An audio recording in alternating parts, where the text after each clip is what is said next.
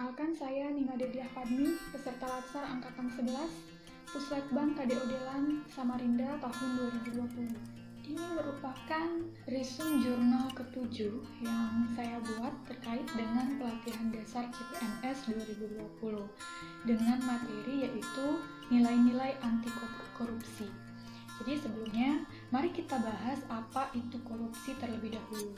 Jadi korupsi di sini merupakan tindakan seseorang yang menyalahgunakan kepercayaan dan wewenang yang diberikan kepada mereka untuk mendapatkan keuntungan pribadi.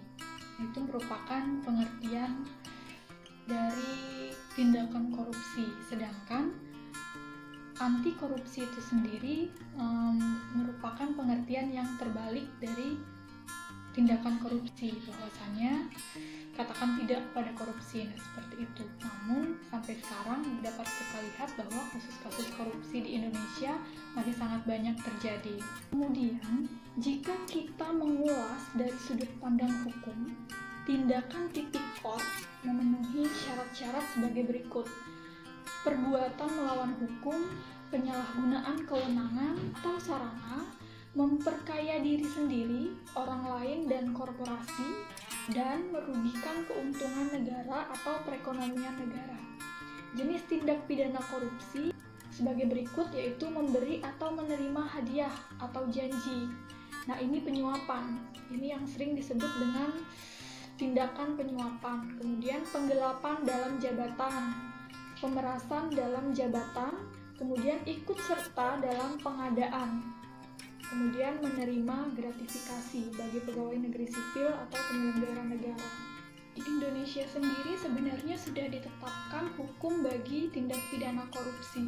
Tidak hanya di Indonesia, tetapi di negara-negara lain juga tidak kalah mengerikannya hukum yang ditetapkan terkait dengan tindakan pidana korupsi.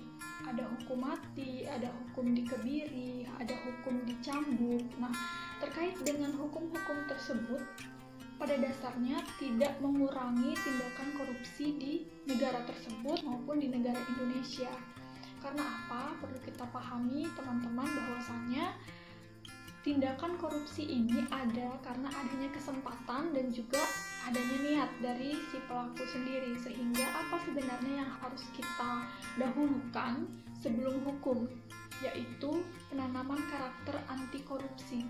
Tapi sebenarnya jika kita membahas terkait dengan karakter anti korupsi ini terlalu mengada-ngada, karena dapat kita lihat teman-teman bahwasanya setiap orang yang beragama itu meyakini bahwa setiap perbuatan pasti akan ada buah dari karmanya, bahwasanya setiap tindakan yang dilakukan itu ada konsekuensinya, seperti itu. Nah, setiap orang yang beragama meyakini bahwa Tuhan tidak pernah tidur dan Tuhan akan tetap melihat apapun yang mereka lakukan di dunia.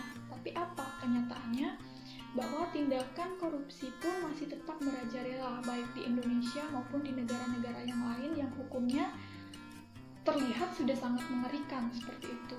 Maka dari itu, terkait dengan nilai-nilai anti korupsi, inilah yang harusnya sangat dalam ditanamkan dalam karakter kita sebagai ASN, aparatur sipil negara, yang menjadi garda terdepan kepercayaan negara.